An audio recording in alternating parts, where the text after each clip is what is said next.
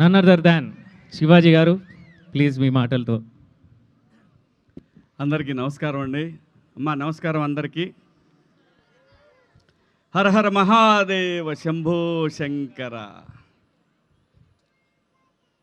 అంటే cinema promotion చేసుకోవటం అదంతా ఒక మా వంశీ నిజంగా సినిమా ప్రమోషన్ అని నేను రాలేదండి. వంశీ పిలిచాడు కాబట్టి నేను వచ్చాను. అందులో స్వామివారి కళ్యాణం చూడాల్సిన అదృష్టం నాకు ఉంది కాబట్టి నేను రాజన్ పుష్పకి రావటం జరిగింది. నా పనిలో భాగంగా సినిమా తీశానండి. సినిమా బాగుంటుంది, అనుమానం ఏం లేదు, చాలా బాగుంటుంది. అంటే ముఖ్యంగా ఎంటర్టైన్మెంటు మెయిన్గా ఉంటుంది ఈ సినిమాలో. కానీ నాకు అన్నిటికంటే కూడా అద్భుతంగా ఒకటి అనిపించింది ఇక్కడ కూర్చున్నప్పుడు. నాకు ఏ ధర్మంలో కూడా లేనటువంటి, ఎక్కడ ప్రపంచంలో ఎక్కడా లేనటువంటి ఒక గొప్ప సంస్కృతి మన హైందవ ధర్మంలో ఉంది అనంటే ఓంకారం. ఓంకారం అనేది ఏదో పిచ్చోళ్ళు భారతీయులు అనుకుంటారు అని మాత్రం కొంతకాలం వరకు అనుకున్నారు.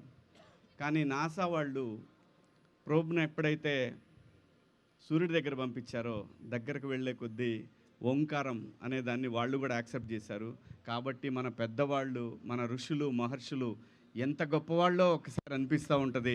ఓం నమ శివాయ, హర హర మహాదేవ శంభో శంకర, హర హర మహాదేవ శంభో శంకర. ఏ మతంలో కూడా, ఏ ధర్మంలో కూడా లేని ఒక గొప్ప విషయం. మన దగ్గర పాటలు, మన దగ్గర పిల్లల డ్యాన్సులు, నాట్యాలు, నృత్యాలు, ఇంకా ఏ భాషలోనూ, ఏ ధర్మంలో, ఒక భారతదేశంలో తప్ప ఇంకెక్కడా కూడా ఇటువంటివి ఉండవు. ఎక్కడున్నా కానీ ఏదో ఒకటే ఉంటుంది. కానీ ఈ ఒక్క సనాతన ధర్మంలోనే రకరకాల పాటలు, రకరకాల దేవుళ్ళు, వందల వేల, చెట్టుని, పుట్టని, గొడ్డుని, గోదని అన్నిటినీ దైవంగా భావించే ఒక్క ధర్మం సనాతన హైందవ ధర్మం. ఇలాంటి ధర్మంలో పుట్టినందుకు నేను చాలా గర్వంగా ఫీల్ అవుతున్నాను.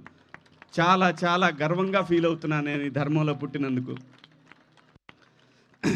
అన్ని మతాలని గౌరవించే ఏకైక ధర్మం హైందవ సనాతన ధర్మం. ఇది ఇంత గొప్ప ధర్మం ఈ భూమి మీద, ఈ భూమి ఉన్నంతకాలం ఒకవేళ ప్రళయం వచ్చినా కానీ నిలబడే ఒకే ఒక్క గోళం భారతదేశం ఉన్నటువంటి కాశీ లాంటి పవిత్ర క్షేత్రం అనేది సనాతనంగా ఎప్పటి నుంచో మన ఋషులు, మహర్షులు అందరూ చెప్తున్నారు. కాబట్టి హైందవ సనాతన ధర్మంలో ఉన్న గొప్ప విషయం ఒకే ఒక్క విషయం, కైండ్నెస్, జాలి, దయ పక్కవాడి పట్ల. మనందరికి కూడా ఏమైపోతుందంటే విపరీతంగా పక్క వాళ్ళతో కంపేర్ చేసుకొని బతకాలనే ఒక పరిస్థితిని మనందరం అలవాటు చేసుకుంటా ఉన్నాం. ఆనందాన్ని మిస్ అవుతూ ఉన్నాం. ఇవాళ 100 రూపాయలు సంపాదిస్తే రేపు 200 కోసం ఆలోచిస్తున్నాం. ఈ 100 దాకా వస్తే చాలని అనుకున్న వాళ్ళం మళ్ళీ 200, 300. ఈ ప్రాసెస్లో పిల్లలతో గడిపే సమయం, అమ్మా నాన్నతో, అంటే ఒక 90-80 ఏళ్ళున్న అమ్మా నాన్నలతోటి గడపాలనేటటువంటి ఒక ఆలోచనను కూడా మర్చిపోతూ ఉన్నారు అందరూ. వద్దు, డబ్బు కంటే ఆనందం కుటుంబంలోనే ఉంది, బంధువుల్లో ఉంది, ఫ్రెండ్స్లో ఉంది. ఈ ఆనందాన్ని వదులుకోకండి దయచేసి. నాకు చాలా అనిపిస్తూ ఉంది ఈ మధ్య, నాకు 50 దాటిన తర్వాత నాకు చాలా అనిపిస్తూ ఉందన్నమాట. అమ్మతో ఎక్కువసేపు గడపాలని, బంధువులతో గడపాలని. ఇది డబ్బులో లేదండి, ట్రస్ట్ మీ. ఈ మహాశివరాత్రి పర్వదినాన ఎందుకో నాకు చెప్పాలనిపించింది. సినిమా అదే, బాగుంటే ఆడుతుంది, లేకపోతే లేదు, అది పక్కన పడేద్దాం. కానీ చుట్టూ ఉన్న వాళ్ళంతా సంతోషంగా, కైండ్నెస్, దీన్ని మించింది ఇంకొకటి ఏమీ లేదండి. ఇంతకన్నా పుణ్యం, జాలి, దయ అనే పుణ్యం ఇంకెక్కడా లేదు.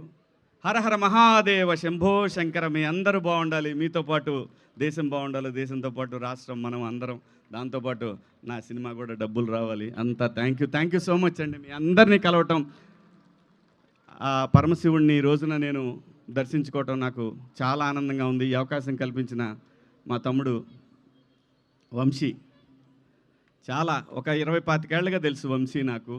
సో నేను థ్యాంక్స్ చెప్పుకుంటున్నాను ఇక్కడికి రావటం, ఆ మహాశివుడి కళ్యాణ మహోత్సవం అనే అమ్మవారిది కళ్యాణ మహోత్సవాన్ని చూడటం, మీ అందరూ నాకు అవకాశం కల్పించడం, మీ అందరికీ పేరు పేరున ధన్యవాదాలు. Thank you. ఓం నమ శివాయ. ఓం నమ శివాయ. ఓం నమ శివాయ. థ్యాంక్ యూ అండి. Thank you.